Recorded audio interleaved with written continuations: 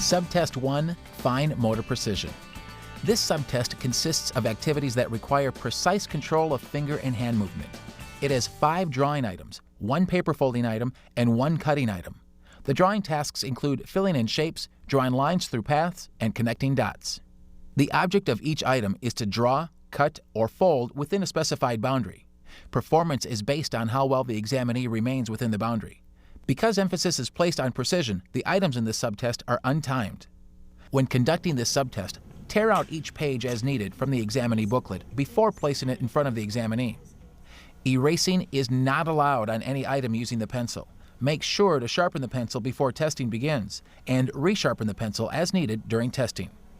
The examinee should use his preferred drawing hand for items in this subtest that call for the distinction. Before administering each item, teach the task to the examinee using verbal and nonverbal directions as necessary to ensure understanding of the task. Items 1 and 2, filling in shapes, circle, and star. Place page 2 of the examinee booklet in front of the examinee and have the red pencil ready to use. The examinee holds the pencil in his preferred hand and colors each shape, staying inside the lines and filling in the shapes as completely as possible. After the testing session is over, record the score for each shape using the scoring diagrams and guidelines found on page 5 of the administration easel. Items 3 and 4, drawing lines through paths, crooked and curved. Place page 3 of the examinee booklet in front of the examinee. He holds the pencil in his preferred hand and draws a line through each path, from the car to the house. The examinee may stop and restart. That is, the line does not have to be continuously drawn.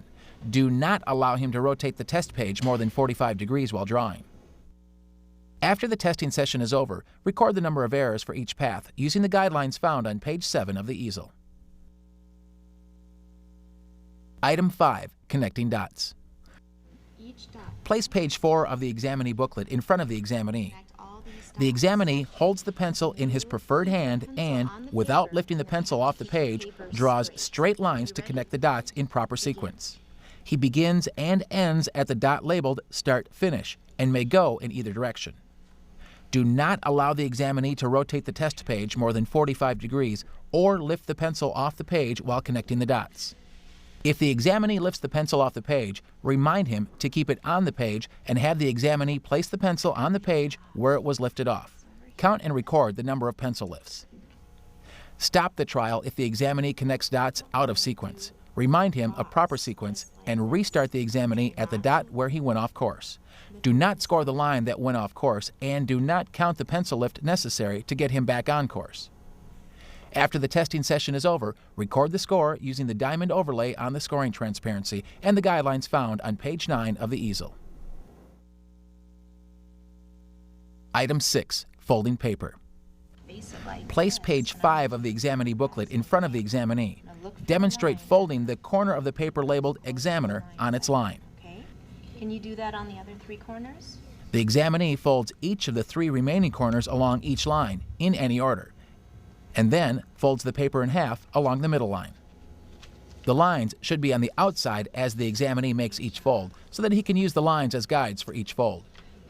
After the testing session is over, record the score using the straight line overlay on the scoring transparency and the guidelines found on page 11 of the easel. Item 7, cutting out a circle. Place page 6 of the examinee booklet in front of the examinee and have the scissors ready to use. The examinee holds the scissors in his preferred hand and cuts out the circle. Examinees are permitted to rotate the paper as much as needed. Some examinees will use a series of straight cuts, which is permissible, but it is important that cuts beyond the circle are taken into account when scoring each segment. After the testing session is over, record the score using the circle overlay on the scoring transparency and the guidelines found on page 13 of the easel.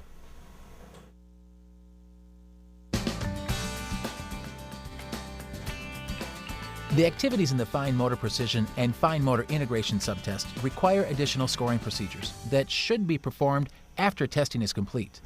The scoring rules for the items in these fine motor subtests are discussed here, and several examples are shown to illustrate various aspects of scoring.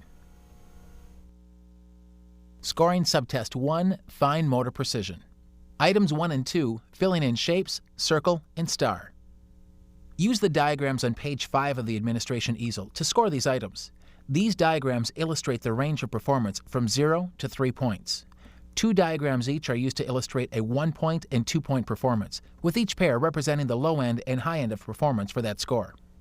For each shape, compare the examinee's attempt with the scoring diagrams to determine where in the range the examinee's attempt falls.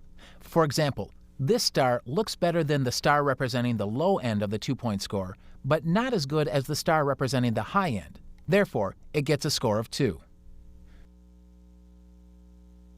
Items 3 and 4. Drawing lines through paths, crooked and curved. Determine the number of errors made on each path using the following guidelines. An error is made each time the examinee's line goes outside the boundary line, even the slightest bit. How long the line remains outside the boundary lines determines how many errors it counts for. Using the ruler on the scoring transparency, measure each error. If the error is less than 1/2 inch long, count it as 1 error. If the error is 1/2 inch or longer, add an additional error for each 1/2 inch the line remains outside the boundary lines. In this example, the examinee's line only slightly crosses the boundary line, so it counts as 1 error. Here, the line remains outside the boundary for just over 1 inch, so it counts as 2 errors. If the examinee's line omits a large portion of the path, the error counts as the maximum 21 errors. Item 5, connecting dots. During the testing session, count and record the number of times the examinee lifts the pencil off the page. Place the diamond overlay on the test page, aligning the dots, and score each line separately. Note that you should be able to read the text on the transparency when it is placed correctly. If the examinee's line crosses either outside dotted line, score the line a 0. Crosses either middle dotted line, score the line a 1. Crosses either inside dotted line, score the line a 2. Does not cross any of the dotted lines, score the line a 3. Repeat this procedure for each line. Add the 4 line scores to get the total line score, and then subtract the number of pencil lifts to get the final item score. Item 6, folding paper. Use the straight line overlay on the scoring transparency and the following guidelines to determine the score.